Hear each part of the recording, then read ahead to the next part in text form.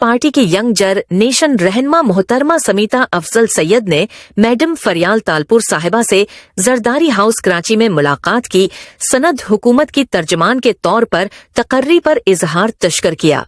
उन्होंने कलीदी मौज़ूआत पर तबादला ख्याल किया, बशमूल जानवरों की बहबूद और कछुओं के तहफ़्फ़ुज़ और हिफाजती इक़दामात के लिए हदायत ली।